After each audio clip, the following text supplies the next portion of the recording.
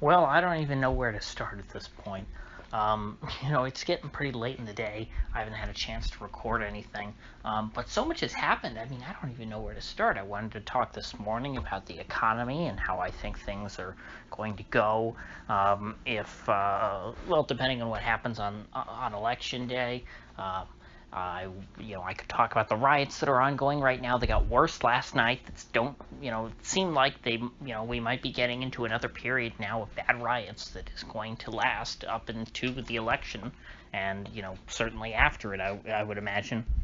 I could talk about Joe Biden trying to do damage control by condemning these riots in some extent, while also trying not to totally alienate the BLM people, because he still needs those folks to come out and vote for him. But he understands that 99.9% of Americans don't like violence in the streets. It's not something that they're fond of. It's not something that they speak favorably about. So he had to say something. And then I could talk about, of course, this decision by the government of Pennsylvania, I believe it was the Secretary of State, to not count these ballots that they're going to be collecting for 3 extra days after Election Day, which is going to come down to be a big sticking point. Now that, I guess I'll just jump right in with that. Now that these riots are going on in Pennsylvania, and after Joe Biden made his gaffe about wanting to, move away from oil production in the United States, which would alienate all of the people who are tied to the fracking and oil industry in Pennsylvania. It looks like Trump has a shot at winning that state, although by, I think, still a pretty slim margin. And if Trump is able to pull it off by a slim margin, then Democrats in the city of Philadelphia will have a chance to try and steal this election from Trump, because the Pennsylvania Supreme Court ruled that the state can keep counting votes for an extra 3 days after Election Day. Votes that come in even without a signature, votes that are not postmarked, they are supposed to be counted according to the Pennsylvania Supreme Court, even though that goes against what the law would suggest. I mean, the law seems pretty clear in Pennsylvania that, Election Day is Election Day, and that, 3 days after Election Day is no longer Election Day. And this is something that now that Amy Coney Barrett is on the Supreme Court, the Trump administration is going to want to try and challenge this. They had already challenged the ruling, and the U.S. Supreme Court was tied, which meant that it defaulted back to the lower court's decision. Now, when the Supreme Court is tied, it does not set precedent, so you can challenge that again. Now that there's 9 justices on the Supreme Court, you have Amy Coney Barrett to hopefully break the tie.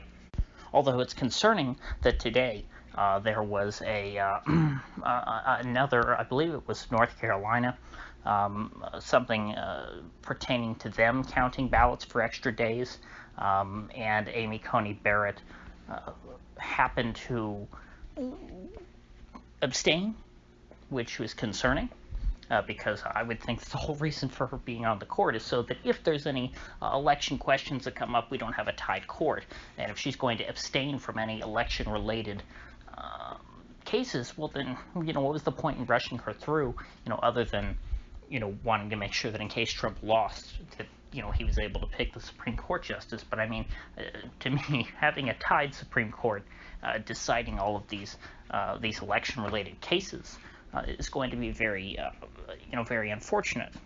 Now, of course, in that case, Kavanaugh also happened to side with the leftists, so even if Amy Coney Barrett had not abstained, she wouldn't have been able to make a difference.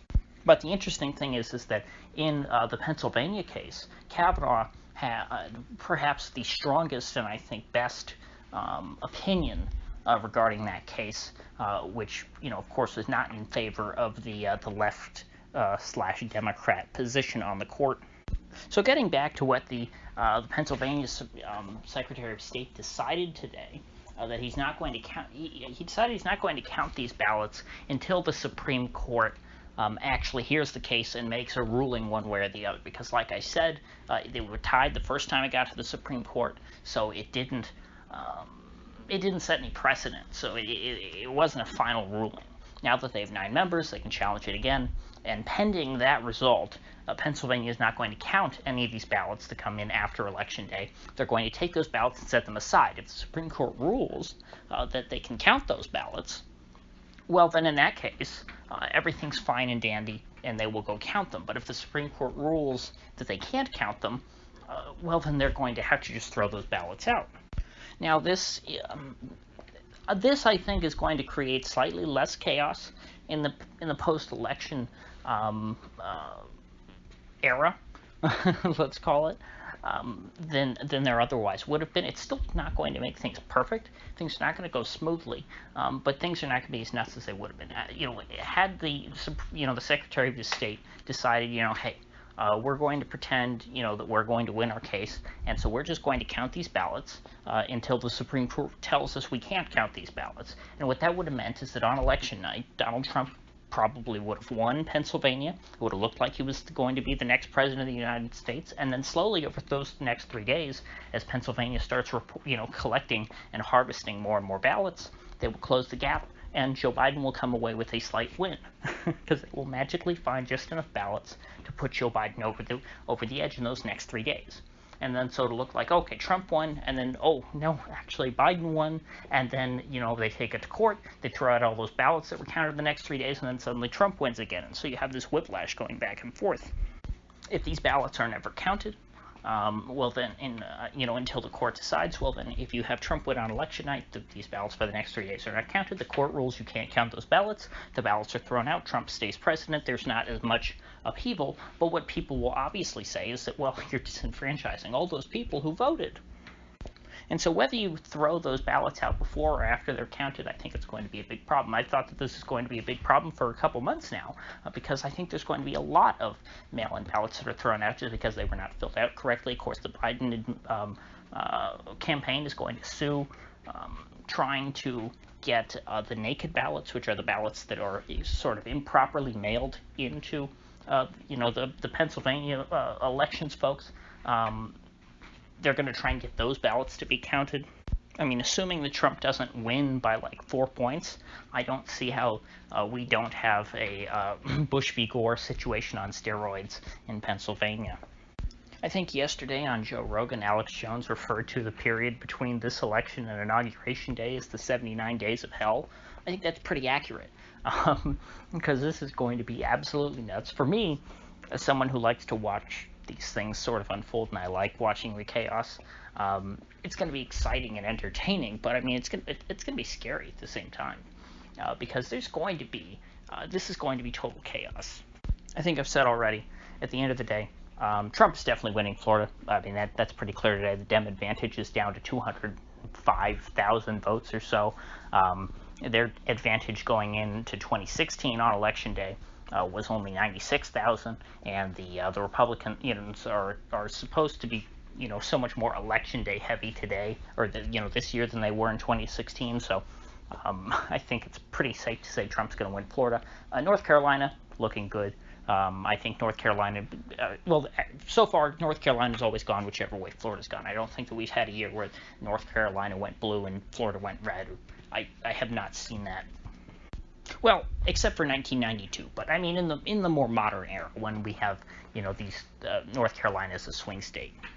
I think that in recent years, Florida and North Carolina have tracked pretty close to one another. So I'm safe. I'm pretty confident saying that. Arizona is tracking blue, certainly, but I don't think that it's moving that direction fast enough for Trump to lose when he just won by 4 points back in 2016. I do think that Trump's going to pull it off in Arizona. I'm not as confident in that as saying, as I would for North Carolina or Florida. But, and even without Arizona, there's a path for Trump, although I think that if he loses Arizona, the odds that he's going to be doing stronger in the Rust Belt are kind of slim. I think that the Rust Belt is much more difficult territory for Trump. And so, what it'll come down to at this point is that it looks like Pennsylvania is the most winnable of the 4 Rust Belt states that Trump, needs. He needs only one of them. So that's the bad news for Biden, is that Biden has to block Trump in all 4 of these. People are thinking, oh my gosh, this is going to be so hard for Trump. He has to pick off one of these Rust Belt states again. But, I mean, to me, that looks, like a much bigger burden on Biden, because Biden has to hold all 4 of these. He can't lose even one of, Minnesota, Wisconsin, Michigan, or Pennsylvania. And so that's basically where I'm at. I think that everything that we're seeing going on now is just indicative of, there being more chaos ahead. I mean, these riots in the streets, I don't think that they're going to end. I think we're going to go from race riots into, presidential race riots, if that makes sense. It's a different kind of race. It's not, it's not skin color. It's not ethnicity. It's going to be, the race to be president. That is, what we may see riots over next, because people are going, people are going to be whipped up into a frenzy and think that Trump is stealing the election. I mean, they previewed this back in 2000 with George W. Bush. He was selected, not elected. Selected by the Supreme Court. That's how people remember it. Not my president. He's illegitimate.